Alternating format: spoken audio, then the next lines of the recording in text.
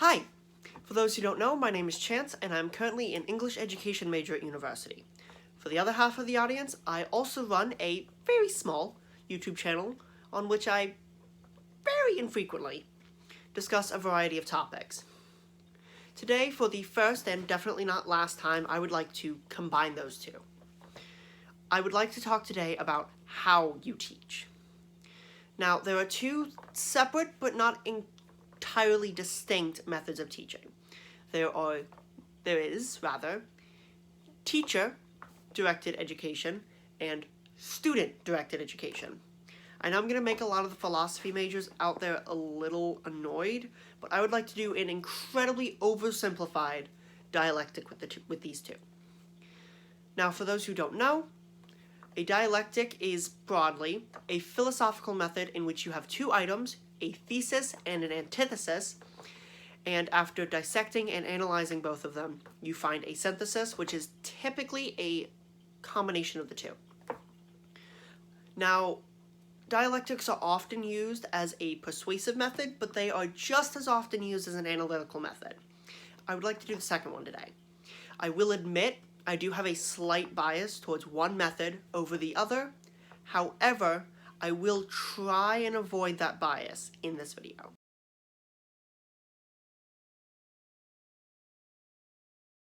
Before we begin, though, we do need to discuss the much-loved and much-loathed lesson plan.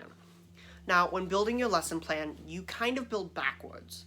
Start off with your objectives, what the students need to learn, and your assessments, which will be how you can prove that the students have learned what they need to learn. Now, nowadays, most of the hard work there is actually done for you, as standards are often set by the state, district, or even a private entity like the College Board if you're teaching an AP class. However, you can't just teach the standards. You're going to miss a lot of important information if you just teach the bare minimum. That being said, not every subject has to be super complex either. Too simplistic an approach, you're going to miss a lot of finer points. Too complex an approach, and you're going to end up dragging the lesson and focusing on minutia that isn't all that particularly important. Thankfully, there is a list, though, kind of helping you break down from simple to complex how in-depth you need to go with the information, essentially. Bloom's taxonomy, named for the researcher Benjamin Bloom, is a method of classifying your objectives from simple to complex. Do students need to remember the information? Do they need to be able to understand the information? Do they need to be able to apply the information? Do they need to be able to analyze the information? Do they need to be able to evaluate the information? Or do they need to be able to create new information from the information that they've been given? That is kind of how you can rank from simple to complex, everything that you need to teach. Those are the different categories. Another very important thing to remember, though, when building your objectives is the students. What do they want to learn? How are they best able to learn? If you have a student with a disability or a mental illness, how is that going to affect their ability to learn efficiently? As a student with both, more than you think. Now, I'm not going to get too deep into that right now, but one day I definitely will. I will do a deep dive into all of that, spoons, all that jazz. But how do you take the lesson, the objectives that you need to teach, and break those down into more manageable pieces? How do you plan the day-to-day teaching of a subject? There are a few strategies to break down how something is learned. These are called task analysis. You have behavioral analysis, in which you analyze the behaviors required to learn a task. You have subject matter, in which you take a really big, more complex subject and break it down into smaller chunks. And then you have information processing, in which you break down the specific cognitive processes required to learn a task. But now on to the more pressing matter. How do you teach? You have your lesson plan. How do you apply that lesson plan? How do you teach with it? Well, let's begin with the more traditional teacher-directed education, but to do that, we're going to need a change of scenery, and a change of costume.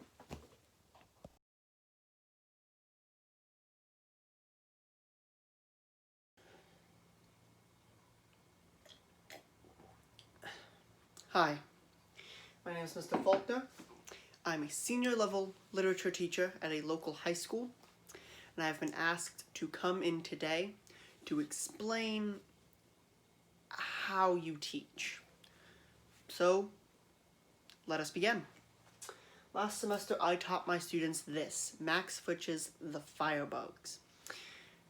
So, how did I teach it? Well, how would you teach a play? We started off with the historical context. Fritzsche was born in Switzerland in 1911. He lived through both World Wars and released this play at the height of the Cold War. So authoritarianism, major player on the world stage at the time.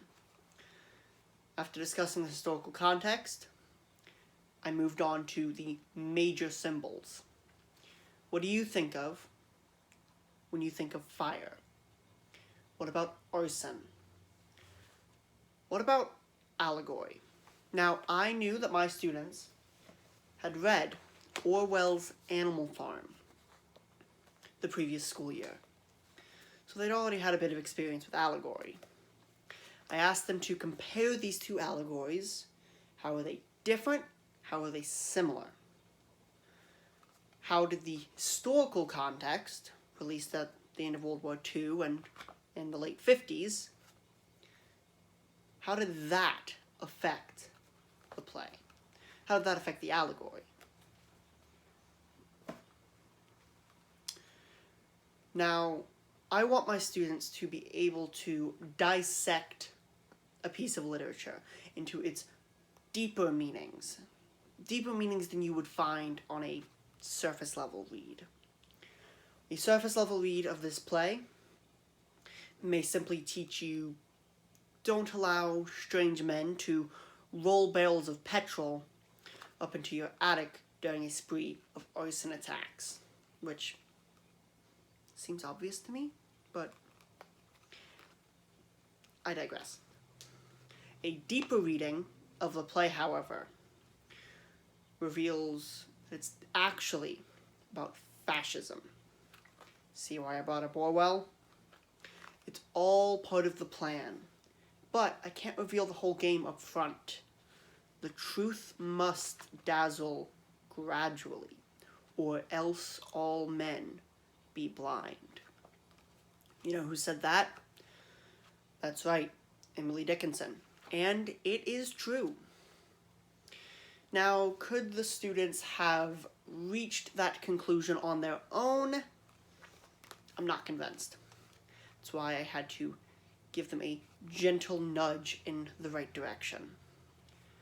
Then, of course, comes the tests. I have to test them to ensure that they are learning everything that they need to learn. That is also coupled with the homework. Rather that be the smaller writing pieces about the individual scenes, or the extensive assignment going over the deeper meanings of the entire play. Homework in my class is a nightly endeavor because practice makes perfect, and they need as much practice as they can get. I do like to use the software that has been made available to me in my tenure. We've come a really long way just in the last 5 years. It's so much easier for me to collect homework if I can simply have students turn it in online. What do you mean unequal access to internet? Now, I hope that you've realized that the most important aspect of teaching is ask lots of questions. Ask important questions. Make sure they are learning. Make sure they are paying attention. Make sure they are paying attention to the right things. Make sure that they're learning things every single day. At this grade level, you cannot afford to take any days off. even the weekends. Learn something new every day. That's why every weekend I have a mini quiz due every Sunday. It gives them immediate feedback on what they know and what they need to work on. It's a gentle reminder that they need to pick up the slack and never slow down. It's the only way we can make sure that they're being taught how to be effective members of society, helpful members of society. I'm sure you agree.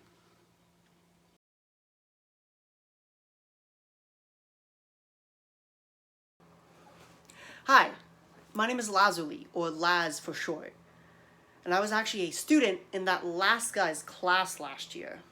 I would like to talk to you today about Max Fritzsch's Morality Without a Moral, The Firebugs, and how I plan to teach it just a little bit differently than Mr. Faulkner did.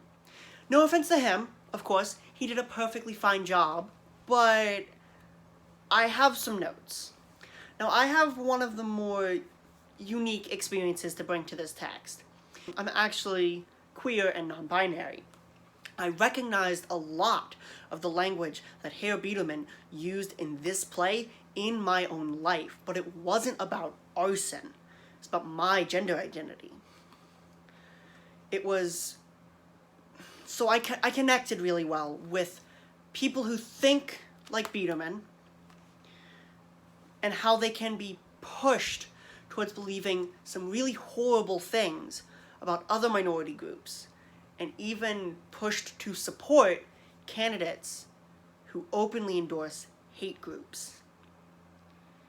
It was actually really scary watching the same language used throughout this play being seen to support the US's push towards fascism.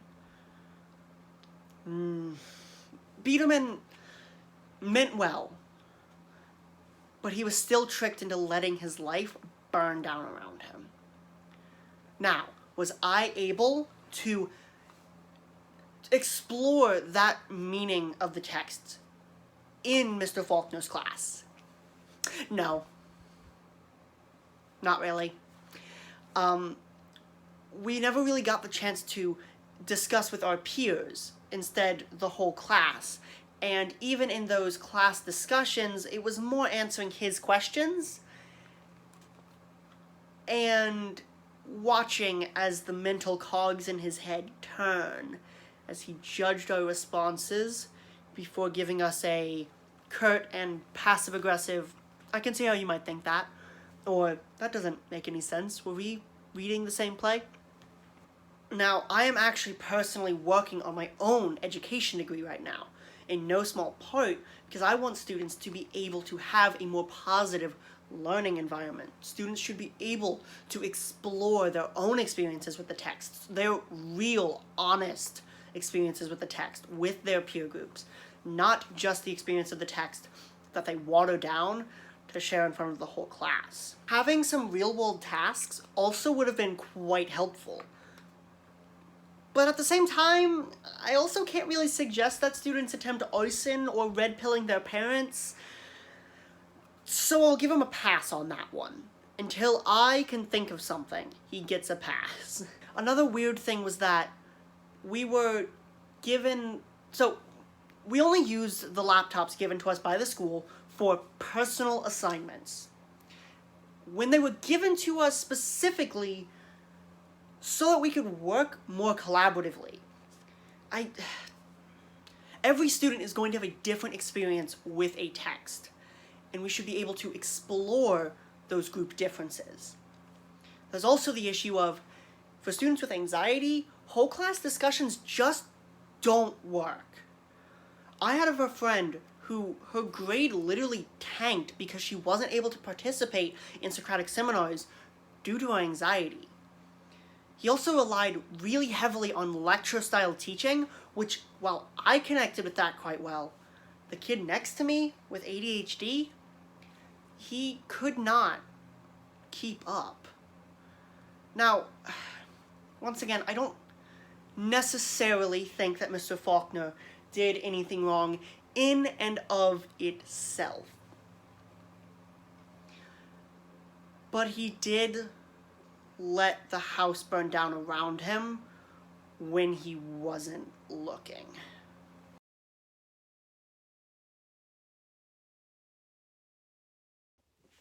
So, what's the synthesis? What is the happy medium between student-led education and teacher-led education?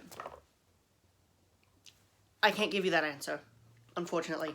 I wish I could say open your textbooks to page 80, paragraph 4, and you'll see right there, this is the perfect mix between the two. I have my own biases over which is a stronger teaching method over the other, which should be obvious by now. But teacher-led education also has its strengths.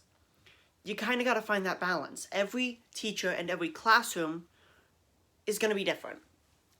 So, what do you guys think? I really appreciate you guys sitting through this and watching this, especially if you are not in my educational psychology video. I'm sorry that this is going to be longer than 15 minutes. I cut it down as much as I could. But yeah, please, what do you think? Please respond in the comment section below, rather that be on Canvas or on YouTube, and let me know. I am super interested and super passionate about this. I am thrilled to see your guys' response. Thank you so much. Have a good day.